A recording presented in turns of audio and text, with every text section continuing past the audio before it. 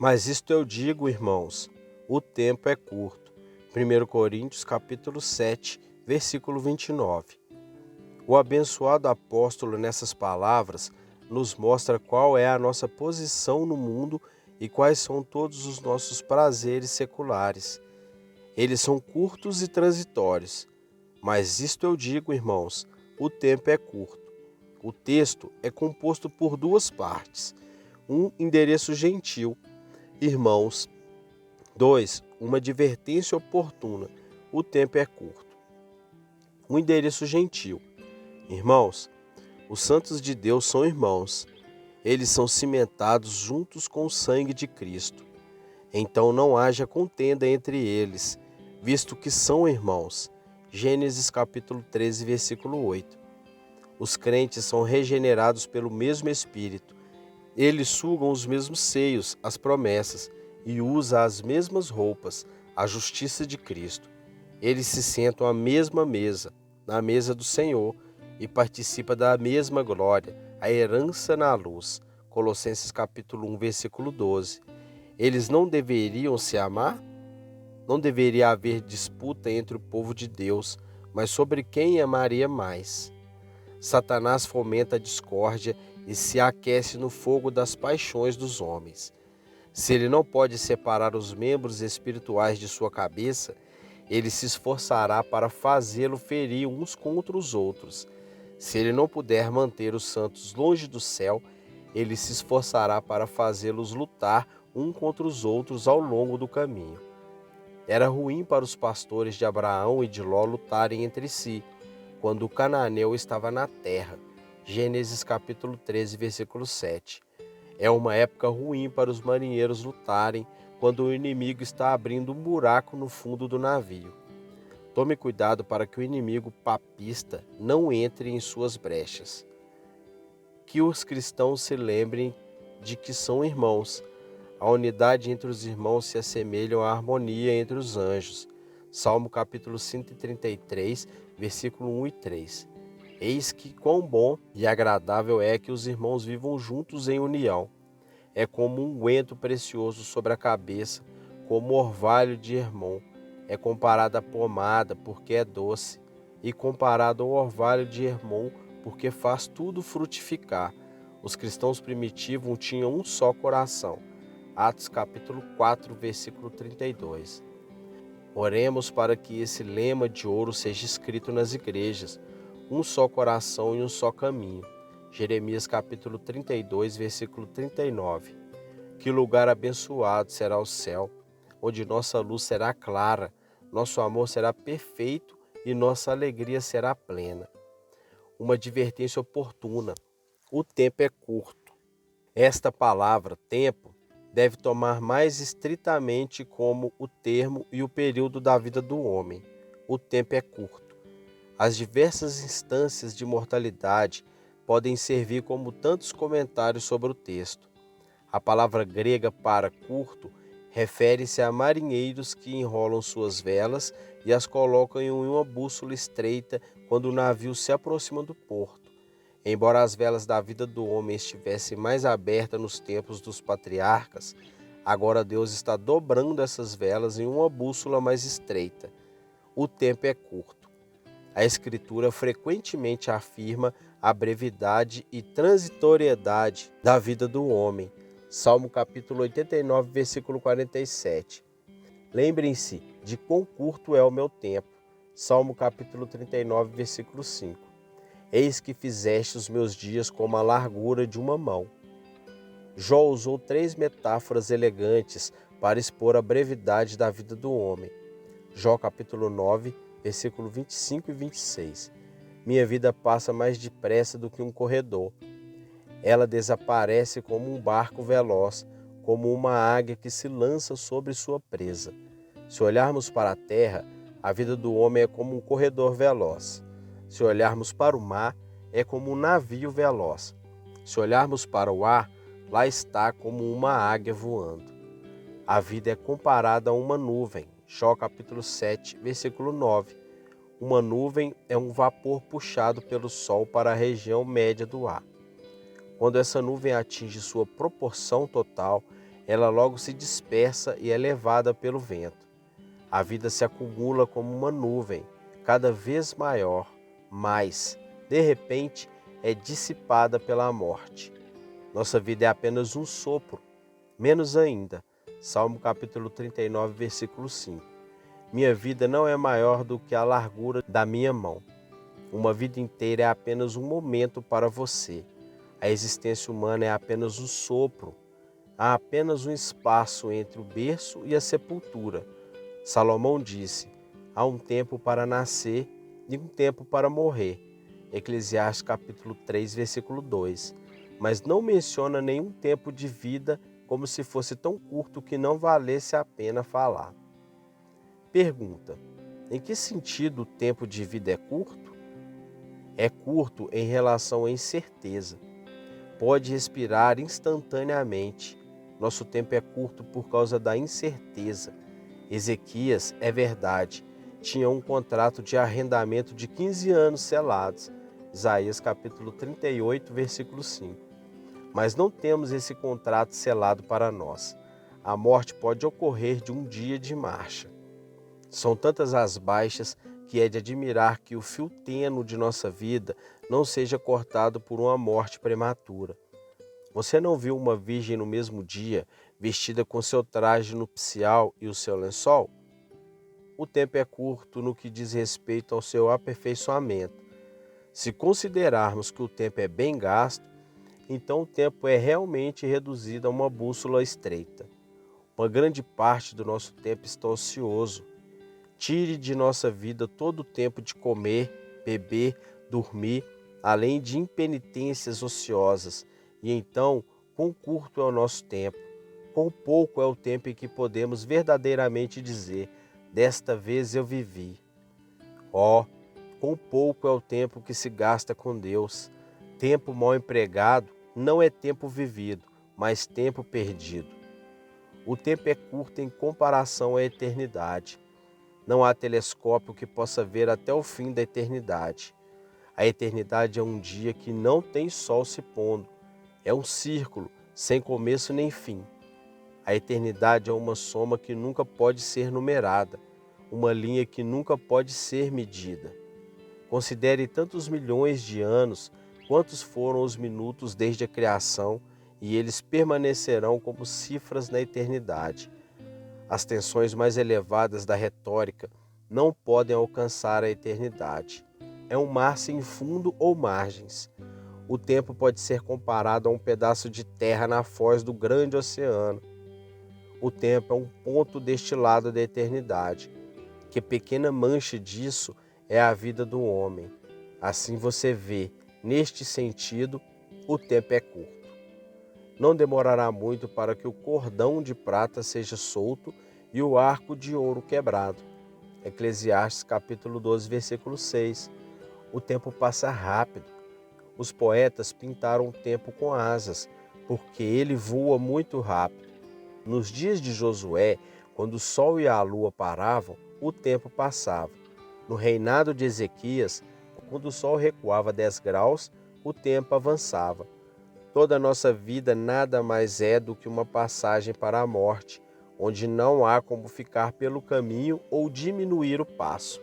Veja como a vida é uma coisa insignificante e pobre.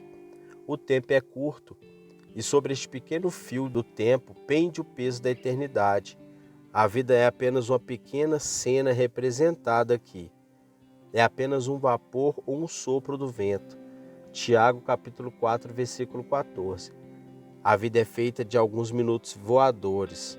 Oh, então quão imprudentes são aqueles que amaldiçoam suas almas para salvar suas vidas.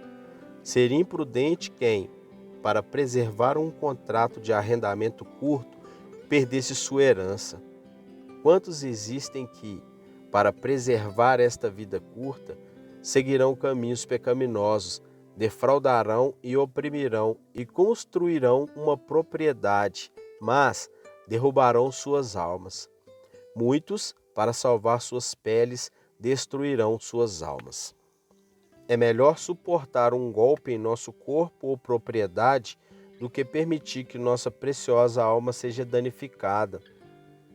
A alma é o homem do homem. A alma é a parte principesca, coroada de razão. Ela carrega em si alguma vaga ideia ou semelhança de Deus. A alma é um rico diamante engastado no barro. Que loucura é salvar a argila e perder o diamante. Tibério, o imperador, por um gole d'água perdeu seu reino. Exortação. O tempo é tão incerto e curto? Contemplemos com frequência a brevidade da vida. As penas nadam na água, mas o ouro afunda nela. Pessoas leves e emplumadas flutuam na vaidade, mas cristãos sérios afundam profundamente nos pensamentos de sua morte. Deuteronômio capítulo 32, versículo 29. Ó, que eles fossem sábios para que considerassem seu último fim. O esquecimento do último fim torna a vida pecaminosa e a morte formidável. As pessoas naturalmente se afastam dos pensamentos da morte. Amós capítulo 6, versículo 3. Eles afastaram deles o dia mau. Quando são jovens, eles esperam dar vida ao florescimento da amendoeira. Quando chega a velhice, eles esperam renovar suas forças como a águia. Embora seus corpos estejam sujeitos à corrupção e sintam neles os sintomas da mortalidade. Surdez de audição é a morte rastejando no ouvido. Obscuridade da visão é a morte rastejando aos olhos. No entanto, eles são tão frenéticos que se convencem de uma vida longa. Doenças corporais são apenas arautos da morte que vão antes para preparar um alojamento para a morte. Por que então os homens sonham com uma eternidade terrena? Salmo capítulo 49, versículo 11. Seu pensamento interior é que suas casas durarão para sempre. Onde está o homem que contempla a brevidade do tempo ou faz da morte de outra pessoa um espelho no qual pode ver seu próprio rosto moribundo? Alguns podem dizer que esse discurso de brevidade do tempo é adequado para os que estão mortalmente doentes, a quem os médicos desistiram, mas aqueles que estão com saúde podem viver muitos anos. Embora seu sangue esteja fresco em suas veias e seus ossos estejam cheios de medula, você não sabe quão curto pode ser o seu tempo. Ele não estava doendo nem com medo da doença que disse: alma, relaxe, coma, beba e divirta-se. Mas naquela mesma noite, a morte acabou com sua vida. Lucas capítulo 12, versículo 20. Uma constituição forte não é garantia de uma vida longa. Pessoas com probabilidade suficiente para viver foram subitamente levadas por convulsões e derrames. Em quanto tempo a morte pode soar seu alarme? É relato de Zelantes que o primeiro que ele trouxe para sua nova casa foi uma lápide. Oh, medite sobre a transitoriedade e fragilidade da vida. Pense sempre em sua lápide. Pergunta: que vantagem nos trará, muitas vezes pensando em nossa curta estada aqui? A meditação sobre a brevidade do tempo esfriará o calor de nossas afeições pelo mundo. Esses objetivos visíveis agradam à fantasia, mas não nos deleitam tanto quanto nos iludem. Eles de repente se foram de nós. As coisas mundanas são como uma bela imagem desenhada no gelo que o sol derrete rapidamente. O tempo é curto. Então por que devemos amar excessivamente aquilo que não podemos manter por muito tempo? 1 Coríntios capítulo 7, versículo 31. A moda ou o desfile do mundo passa. O tempo passa como um navio a todo vapor. Isso, pensando seriamente, mortificaria a cobiça. Paulo se considerava pronto para soltar a âncora e partir. Seu amor pelo mundo já havia morrido. Gálatas capítulo 6, versículo 14. O mundo está crucificado para mim e eu para o mundo. Quem cobiçaria aquilo que não tem contentamento nem continuidade? Pedro teve a mesma opinião em 2 Pedro capítulo 1, versículo 14. Sabendo que em breve devo adiar este meu tabernáculo. Entre os gregos, a cidade de Esparta teve um rei por 1 ano e depois ele deveria depor sua coroa, o que fez com que todos se esforçassem para não ser rei. Por que deveríamos trabalhar tanto pelo mundo como se fôssemos viver aqui para sempre? Que necessidade há de uma longa provisão se for para um caminho curto? Se tivermos o suficiente para levar nossos encargos para o céu, isso deve ser suficiente. Suponha que o contrato de arrendamento de um homem esteja prestes a expirar e ele comece a construir e plantar. Ele não seria considerado tolo? Quando o nosso tempo é tão curto agora, seguir o mundo imoderadamente, como se buscássemos felicidade na terra que Deus amaldiçoou, é um grau de loucura. Em breve não precisaremos da terra, mas de sermos enterrados nela. A meditação sobre a brevidade do tempo deve ser um meio de nos humilhar. Agostinho chama a humildade de mãe das graças. O bálsamo afunda no fundo d'água. Um bom cristão afunda na humildade.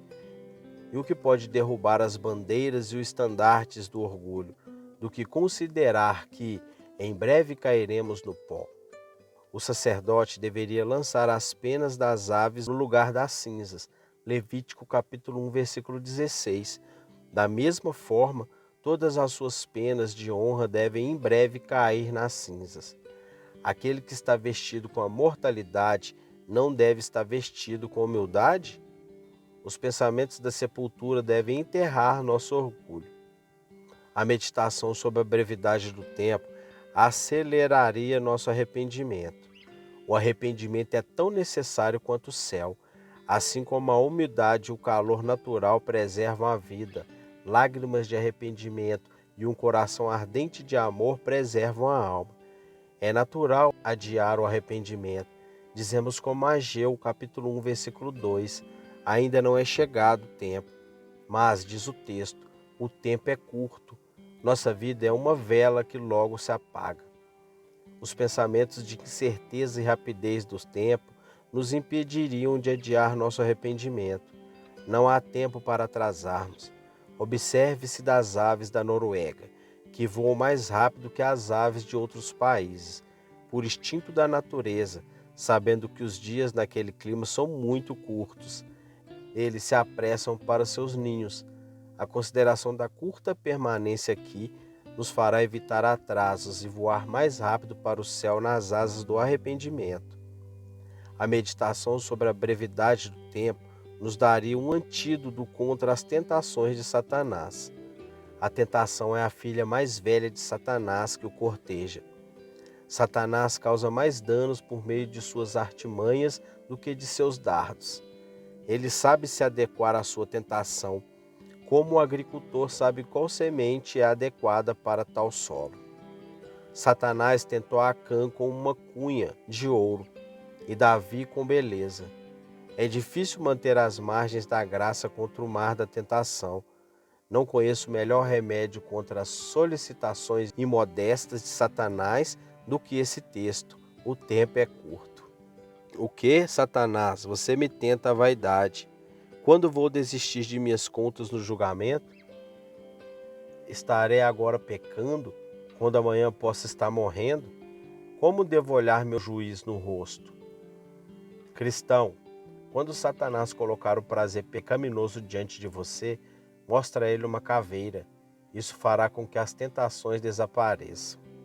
A consideração da brevidade da nossa permanência no mundo seria uma ajuda para a temperança. Isso nos tornaria sóbrios e moderados no uso do confortos mudando. Pelo excesso, transformamos as coisas lícitas em pecaminosas. A abelha pode sugar um pouco de mel da flor, mas colocá-lo em um barril de mel e ela se afoga. Podemos, como Jonathan, mergulhar a ponta da vara no mel, mas não enfiá-la muito longe. A carne, quando mimada, se rebela. O melhor preservativo para a intemperança é este: o tempo é curto. Os egípcios, em seus grandes banquetes, costumavam trazer a imagem de um homem morto e dizer aos convidados: observe isso e prossiga em seu banquete. um excelente antídoto contra o excesso. José de Arimateia ergueu um sepulcro em seu jardim para temperar suas delícias floridas com pensamentos de morte. A meditação sobre a falta de tempo atenuaria muito nossa dor pela perda de relações queridas. É observável que quando o apóstolo disse "o tempo é curto", ele imediatamente acrescentou que aqueles que choram sejam como se não chorassem. Sem dúvida, a perda de relação é penosa para a parte carnal. É como arrancar um membro do corpo. Quando Deus nos atinge em nosso olho direito, choramos. É lícito dar vazão à nossa dor. Chorou por seu pai morto. Mas, embora a verdadeira religião não bana a dor, ela a limita.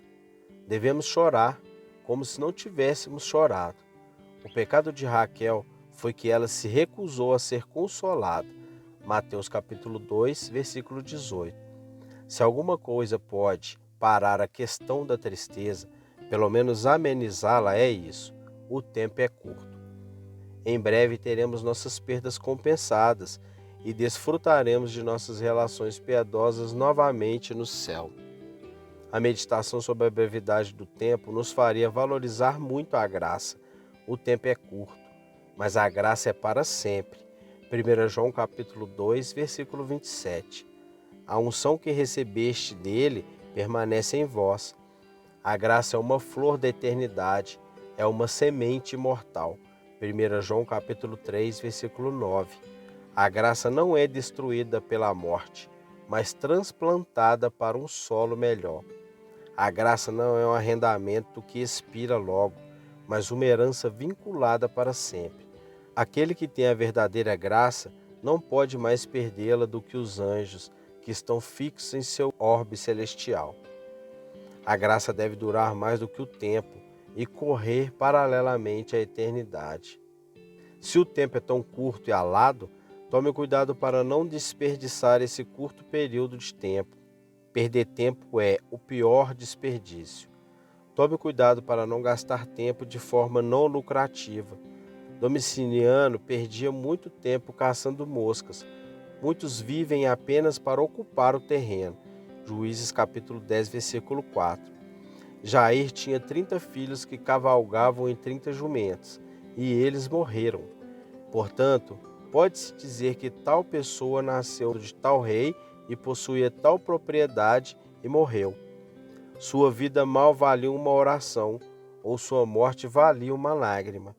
Uma pessoa ociosa é uma cifra no mundo, e Deus não anota nenhuma cifra no livro da vida. Muitos são como a madeira da videira, inúteis. Ezequiel capítulo 15, versículo 3. Os homens pegarão um alfinete para pendurar algum vaso nele? Muitos se parecem com os lírios que não trabalham nem enfiam. Eles passam o tempo como o imperador Calígula. Ele teve grandes despesas para fornecer uma marinha. E quando ela foi fornecida, ele enviou seus marinheiros ao mar para coletar conchas de berbigão. E assim eles voltaram para casa. Deus forneceu aos homens um tempo precioso no qual eles podem trabalhar na salvação, e eles o empregam em tolas vaidades. Que recompensa pode ser esperada quando não há trabalho feito? Quem é coroado como conquistador? Quem nunca luta? Mateus capítulo 25, versículo 30. Lance o servo inútil na escuridão total. Tome cuidado para não passar tempo viciosamente. Muitos gastam seu curto tempo bebendo, jogando e prostituindo-se. Esaú perdeu a bênção enquanto caçava. Muitos perdem o céu enquanto procuram prazeres pecaminosos. O pecado é fervido em uma grande altura nesta era. Os homens consideram uma pena não serem vis. Eles são tão mergulhados e fervidos na maldade. Eles vivem no mundo para infectar os outros, como com seu hálito envenena as ervas. Que terrível relato eles terão que dar, que não tem nada para mostrar a Deus a não ser seus pecados.